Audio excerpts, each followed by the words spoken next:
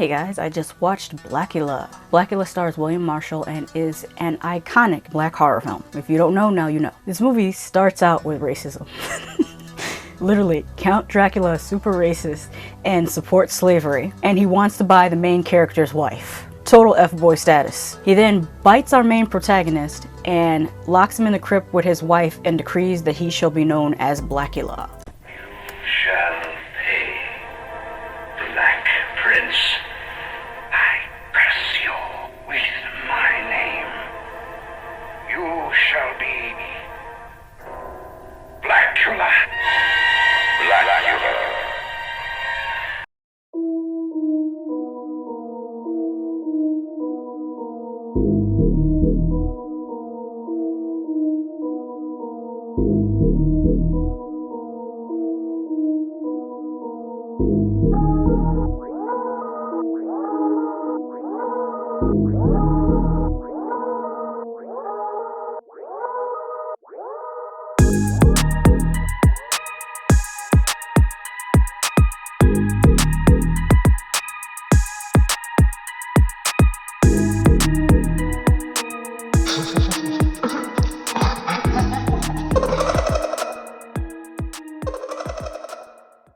Oh, by the way, he locks the wife up in the crypt so that when Blacula arises, she will be his first victim, which is pretty messed up.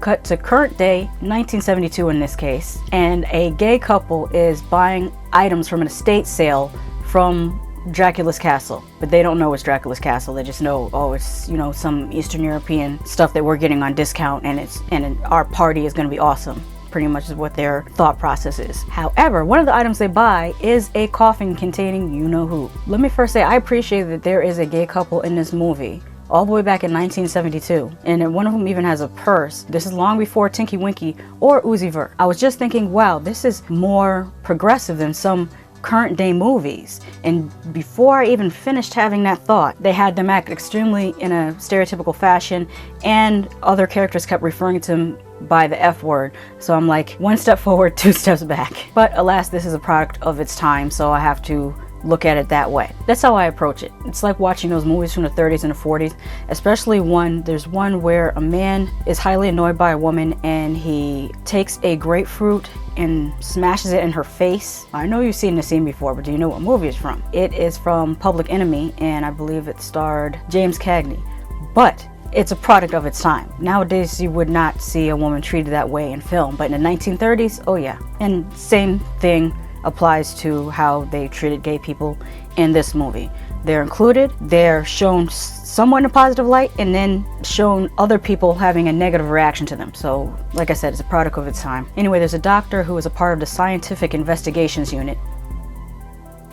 That sounds legit. Who is investigating some mysterious deaths. I almost forgot to mention, when Blacula arises, he sees a woman that he thinks is his wife. Most likely she's a descendant or a relative of some type, or just a double, because they say everyone has a double in the world. But either way, he sees this woman, she looks exactly like his wife, he thinks she's his wife. So there's the basis of the movie without spoiling too much. And I know you might think, oh, this movie's over 40 or 45 years old, why would you not spoil it? Because you might be a 14-year-old stumbling upon my video, why should I spoil the movie for you? You should be able to enjoy the movie. The acting in the movie is pretty good. The stunt scenes are decent as far as the fight coordination, as long as you don't notice the continuity errors. Like, for instance, there's one scene where a woman is walking down the block, and the close-up scenes, she has no hood on, and the faraway scenes, her hood is up, but you know, 70s. The effects aren't anything to really write home about. They're mostly pretty pedestrian, except for there's one effect that's done pretty well when a vampire is exposed to sunlight and it shows what happens to the vampire. That was done pretty well. The story is pretty straightforward, and the direction was very solid in my opinion, especially since they didn't have a huge budget for this. While we were watching this, my mother walked in the door and she looked right at TV and said, "Really, Blacula?" And it wasn't any of the scenes that showed the title character. The fact that she knew the movie from just any random scene, just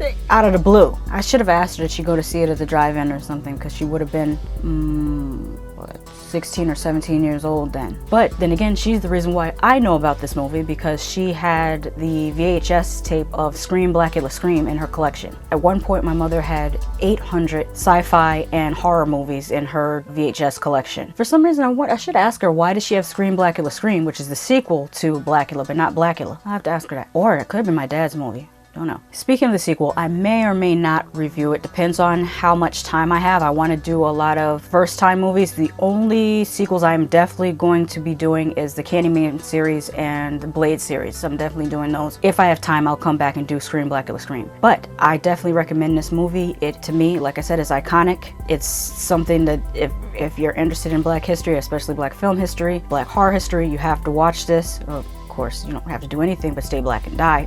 Oh, and pay your taxes. You have to do that too. The Black Avenger, Blacula, from American International Pictures. If I entertained you, made you smile, or helped you pass the time, please consider supporting this channel so that I can do that more. Horror channels often get suppressed and demonetized, but you can help in 3 ways: by pledging a monthly contribution on Patreon, sending a one-time tip using your preferred financial app, or you could help for free by liking and commenting for the algorithm, and most importantly, sharing this video on your social media. Thank you so much.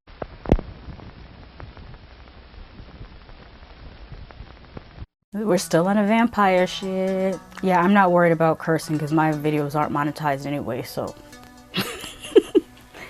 Let's talk about Vampire in Brooklyn, which came out in 1995 and stars Eddie Murphy, Angela Bassett, and Kadeem Hardison. Oh, and I almost forgot John Witherspoon. He's more of a supporting actor in this, but you know John Witherspoon, no matter what he's in, he's going to be excellent. By the way, this is directed by Wes Craven, and I did not know that he directed it when I saw it a long time ago. I must say that I appreciate this movie so much more now as an adult than I did when it came out. I won't tell you so much what this movie's about, other than it's kind of an updated, in my opinion, kind of an updated version of Blacula. The story is slightly different, but the basis is kind of the same. I really love how Kadeem Hardison's character kind of became his Renfield, and this is one of the very few vampire movies that actually did a nod to Renfield with Kadeem Hardison eating the bugs. The only other movie I can think of that did that little nod to Renfield was Fright Night, with that character, the vampire next door, Familiar we'll call him. I think he ate bugs, or did he eat rats? Man, I gotta watch Fright Night again. Either way, those are only 2 movies that really had a Renfield character for their vampire protagonist. The makeup for the most part was pretty good,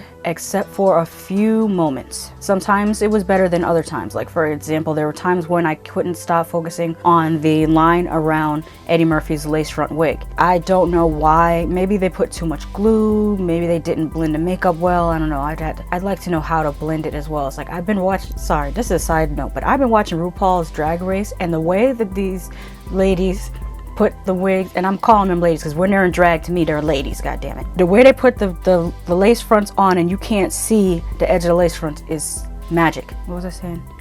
Yes, Eddie Murphy's lace front was distracting, as was his fake goatee, because it didn't match the mustache. His mustache was black hair and the goatee was kind of a really chocolate brown, and the texture of the hair didn't match, so my eyes kept on focusing in on that. The preacher makeup wasn't so great either because how shiny it was. To those who have seen the movie, they know what I'm talking about. I won't tell you because I don't want to spoil it, because like I said, it could be a 12-year-old, 14-year-old just now discovering this movie because they saw my video. I want them to get the same enjoyment of seeing it for the first time that I got.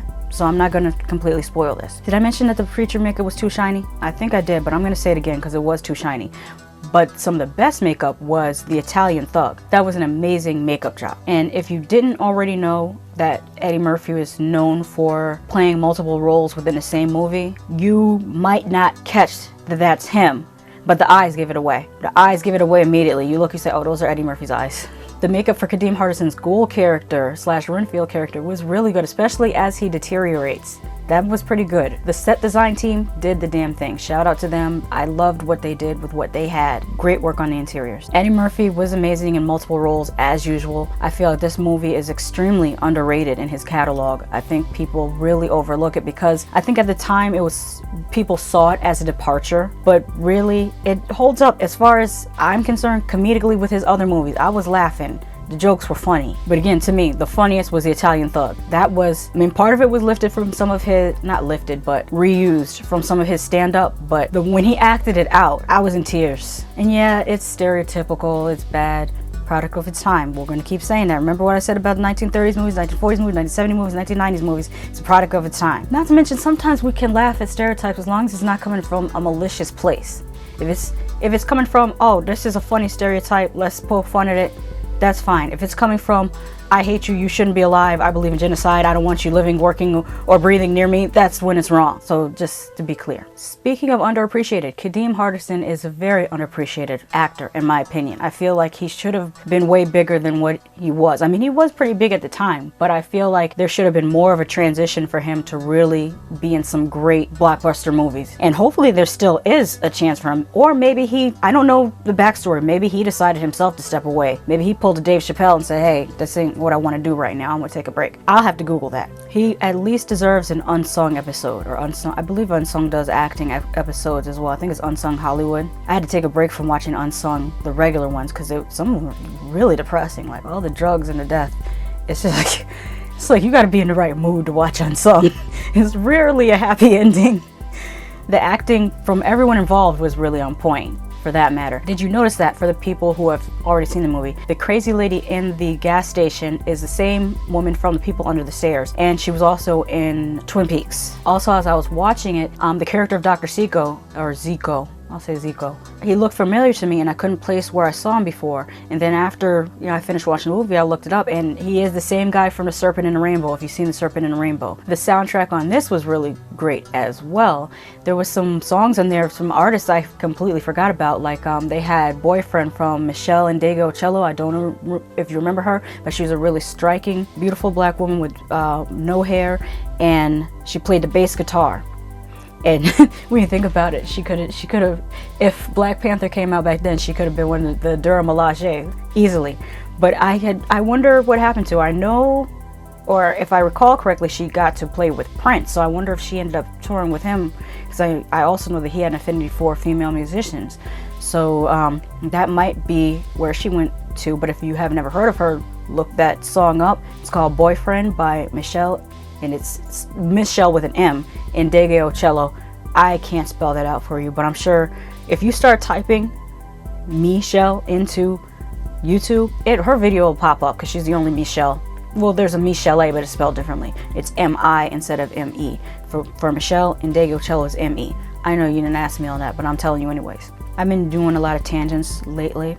You'll have to get used to that. I stopped taking my ADHD medicine because there's too many side effects. I do not advise anyone to do that without the direction of their doctor. I'm just telling you this so that you understand why my videos are a little bit different than they usually are. So, with that being said, I highly recommend this movie. I believe it was on, I can't remember where I watched it on. It might have been, I can't remember whether I watched it on Vudu or on Amazon Video. I'm pretty sure it was Vudu, I could be mistaken. But definitely check it out. This is a classic black horror movie. It goes well with Blacula, in my opinion. But like I always say, just because I love something doesn't mean you won't hate it, and just because I hate something doesn't mean you won't love it. So check it out for yourself.